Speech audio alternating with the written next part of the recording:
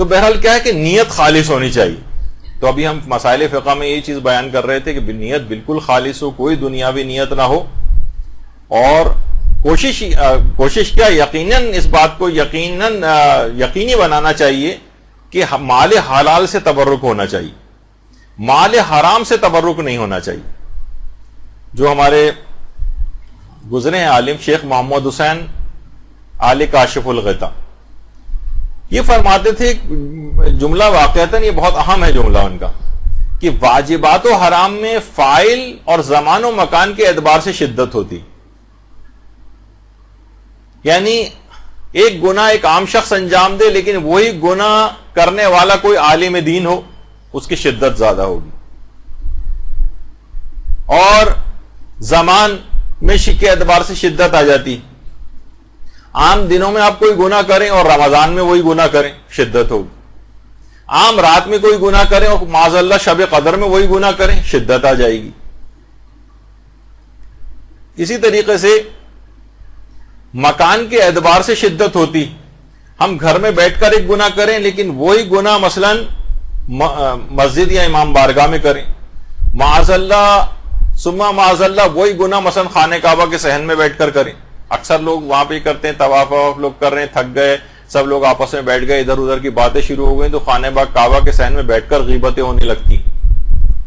تو بہرحال شدت آ جائے گی, کیونکہ آپ نے جس جگہ آپ نے ایسا کیا ہے. اچھا بہت سے دیکھیے گناہ ایسے ہیں کہ وہ دوران نماز بھی انسان اس گناہ کے اندر مبتلا ہوتا ہے, جس کی ایک مثال علماء دیتے ہیں, مثلا مردوں کا داڑھی مونڈنا. ورنہ عام طور پہ دیکھیے جس وقت انسان نماز پڑھتا ہے اس وقت وہ غیبت نہیں کرتا, جھوٹ نہیں بولتا, کوئی اور حرام کام اس سے نہیں ہوتا. لیکن داڑھی منڈا ہوا ہونا یہ خود ایک ایسا گناہ ہے جو دوران نماز ہو رہا ہوتا ہے. تو بہت ساری چیزیں دیکھیے ایسی, جیسے ہمارے ہاں مستحب ہے مثلا نکاح مستحب, اس نکاح کی تقریب کے اندر کتنے حرام کام ہو رہے ہوتے ہیں, شدت آ جائے گی. تو اسی طریقے سے جو مال حرام ہے, مال حرام یہ ایک ایسے اثرات رکھتا ہے کہ واقعتاً انسان, جو امام کہتے تھے نا کہ تم پر میری بات کا اثر اس وجہ سے نہیں ہو رہا ہے کیونکہ تمہارے پیٹ حرام سے بھرے ہوئے, اس کے بعد وہ حجت خدا کے قتل کرنے پر تیار ہو جاتا ہے, اور واقعہ کربلا جیسا خونچ کا واقعہ نمودار ہو جاتا ہے. تو بہرحال اسی طریقے سے یہ جو تبرک ہے امام حسین کا, یہ ہر قسم کے مال حرام سے پاک ہونا چاہیے. کوئی چوری کا مال نہ ہو, کوئی فراڈ کا مال نہ ہو, کوئی حرام اسکیموں میں پیسہ لگایا ہوا اس کا پروفٹ آ رہا ہے وہ نہ ہو, کوئی سودی اسکیم کے پیسہ جو پروفٹ آ رہا ہے اس سے یہ والا تبرک نہ خریدا جائے. اسی طرح سے اگر کوئی خمس نہ نکلا ہوا مال ہے, اس مال کے اوپر خمس واجب الادا تھا اور اسی سے آپ نے مثلا تبرک خرید کے تقسیم ہو رہا ہے, یہ خود ایک حرام ہو جائے گا. یہ نہیں ہونا چاہیے. تو بہرحال آخری زمانے کی علامتوں میں سے یہی علامت بتائی گئی ہے روایت میں کہ اس زمانے میں آدمی اس بات کا خیال نہیں کرے گا کہ کہاں سے میرے پاس حلال سے آ رہا ہے یا حرام سے آ رہا ہے.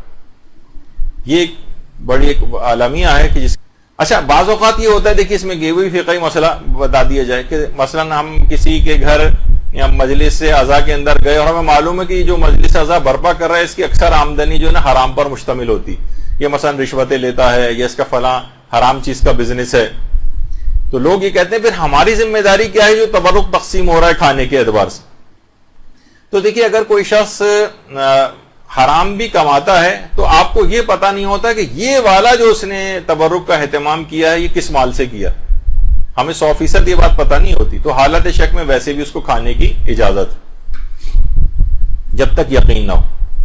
ہاں اگر بالکل یقین ہمیں پتا ہے کہ یہ ابھی فراڈ کر کے وہی پیسہ لے کر آیا ہے یا اس نے رشوت کے طور پر مثلا یہ چاول کی بوری جو ہے لی ہے فلاں شخص سے اور اسی سے ہی تبرک تقسیم کروا رہا ہے, تو ایک الگ مسئلہ ہو سکتا ہے. لیکن عام طور پر لوگوں کو اس بات کا پتہ نہیں ہوتا. معلوم ہے کہ یہ شخص حرام کماتا ہے, اب یہ پتہ نہیں کہ یہ والا تبرک اس نے کس پیسے سے لیا ہے, تو حالت شک میں اس تبرک کو کھا سکتے ہیں اور اس میں کوئی حرام نہیں.